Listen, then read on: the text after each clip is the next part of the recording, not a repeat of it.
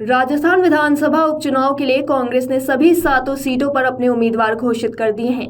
23 अक्टूबर को कांग्रेस ने सूची जारी, जबकि भाजपा ने 20 अक्टूबर को 6 नामों की घोषणा कर दी थी और आज 7वें नाम की घोषणा भी कर दी है। 13 नवंबर को होने वाले चुनाव के लिए दोनों पार्टियां पूरी तैयारी में हैं। राजस्थान विधानसभा उपचुनाव के लिए भाजपा के बाद अब कांग्रेस ने सभी 7 सीटों पर अपने प्रत्याशियों की घोषणा कर दी है और भाजपा ने भी सभी 7 नामों की घोषणा कर दी है। वहीं कांग्रेस ने 7 सीटों पर मुकाबले के लिए चेहरे सामने कर दिए हैं। बुधवार 23 अक्टूबर को देर रात कांग्रेस ने उपचुनाव के लिए अपने प्रत्याशियों की सूची जारी की। वहीं भाजपा ने 20 अक्टूबर को ही घोषणा कर दी थी। राजस्थान में 13 नवंबर को उपचुनाव के लिए वोटिंग होगी। इसके लिए दोनों ही पार्टियों ने कमर कस ली है। फिलहाल तो 6 सीटों पर कांग्रेस और भाजपा का आमने सामने का मुकाबला तय हो चुका है। हालांकि इनमें से कुछ सीटों पर त्रिकोणीय मुकाबले के आसार हैं। बीएपी 84 के साथ सलूम्बर में भी चुनाव लड़ रही है।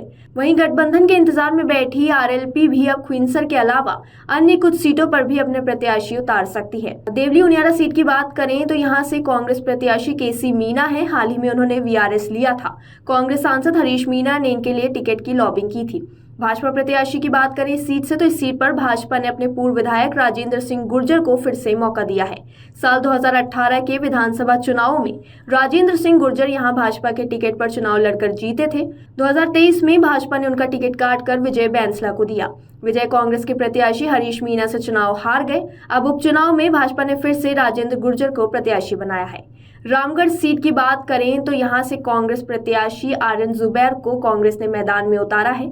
रामगढ़ सीट के भूतपूर्व विधायक जुबैर खान के छोटे बेटे हैं आर्यन जुबैर। वहीं भाजपा प्रत्याशी की बात करें इस सीट पर तो भाजपा ने दशकों बाद आहूजा परिवार के बाहर टिकट दिया है किसी को। पिछले विधानसभा चुनाव में सुखवंत सिंह भाजपा से बागी होकर आजाद समाज पार्टी के टिकट पर चुनाव लड़े थे और 74,000 से ज्यादा वोट लेकर दूसरे नंबर पर रहे थे, जबकि भाजपा प्रत्याशी जय आहूजा तीसरे नंबर पर रहे थे। दौसा सीट की बात करें तो वहां पर कांग्रेस ने दौसा सीट से डीडी बैरवा को उतारा है। इनकी पत्नी बीना बैरवा वर्तमान में लवाड़ पंचायत समिति की प्रधान है, जबकि स्वयं ये जिला कांग्रेस कमेटी के महासचिव हैं। वहीं भाजपा प्रत्याशी की बात करें दौसा सीट से तो यहां से किरोड़ी लाल मीना के भाई जगमोहन मीना को भाजपा ने अपना प्रत्याशी बनाया है। जगमोहन मीना को टिकट दिलवाने के लिए किरोड़ी लाल लंबे समय से प्रयास कर रहे थे। पिछले विधानसभा चुनाव में भी जगमोहन का टिकट एंड वक्त पर कट गया था। यहाँ त्रिकोणीय मुकाबले के आसार हैं। ख्वींसर सीट की बात करें तो यहां से कांग्रेस प्रत्याशी डॉक्टर रतन चौधरी को कांग्रेस ने उतारा है। पूर्व आईपीएस सवाई सिंह की पत्नी है। ज्योति मिर्धा के साथ ही इन्होंने भाजपा ज्वाइन किया था। भाजपा प्रत्याशी की बात करें ख्वींसर सीट से तो बीजेपी ने 2023 के विधानसभा चुनाव में भी रेवंत राम डागा को प्रत्याशी बनाया था, लेकिन हनुमान बेनीवाल के सामने वे बेहद नजदीकी मुकाबले में चुनाव हार गए। अब उपचुनाव में भाजपा ने एक बार फिर से यहां से अपना डागा को मैदान में उतार दिया है। सलूम्बर सीट की बात करें तो यहां से कांग्रेस प्रत्याशी रेशम मीना है। कांग्रेस ने रघुवीर मीना की जगह रेशम मीना को टिकट दिया है। जयसमत पंचायत समिति सदस्य रेशमा ने डबल एमए कर रखा है। 53 साल की रेशमा मीना सराणा पंचायत समिति में पहले 2 बार प्रधान रह चुकी हैं। वहीं भाजपा प्रत्याशी की बात करें तो सलूम्बर में भाजपा ने सहानुभूति की लहर का फायदा लेने के लिए अपने दिवंगत विधायक अमृतलाल मीना की पत्नी शांता देवी को प्रत्याशी बनाया है। अमृतलाल मीना का इसी साल सितंबर में दिल का दौरा पड़ने से निधन हो गया था।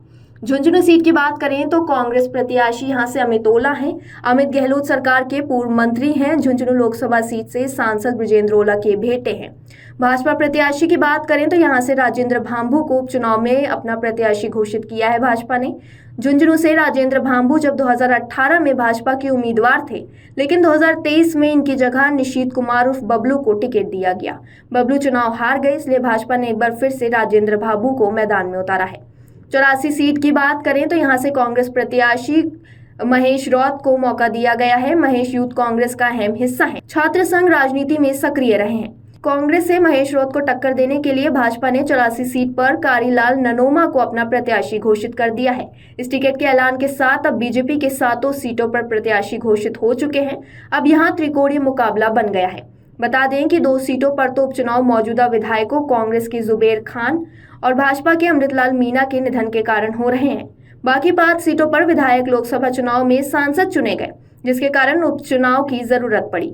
वर्तमान में 200 सीटों वाली राज्य विधानसभा में भाजपा के 114 विधायक, कांग्रेस के 65, भारत आदिवासी पार्टी के 3, बसपा के 2, रालोद का 1 और 8 निर्दलीय विधायक हैं। कांग्रेस विधायक ब्रजेंद्र ओला, हरीश चंद्र मीना, मुरारी लाल मीणा, राष्ट्र लोकतांत्रिक पार्टी के विधायक हनुमान बेनीवाल और भारत आदिवासी पार्टी के विधायक राजकुमार रौत इस साल लोकसभा चुनाव में सांसद चुने गए थे।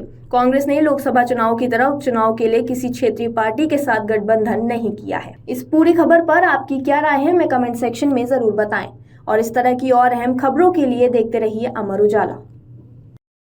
अगर आप ये वीडियो YouTube पर देख रहे हैं तो हमारे चैनल को सब्सक्राइब करें और बेल आइकन को दबाना ना भूलें। अगर आप Facebook पर ये वीडियो देख रहे हैं तो हमारे पेज को लाइक करें।